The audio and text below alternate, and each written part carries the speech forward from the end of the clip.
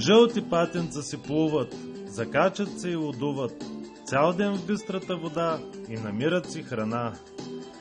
Майка им ги наблюдава, отстрани съвети дава, как да станат по-добри и по-опитни пловци.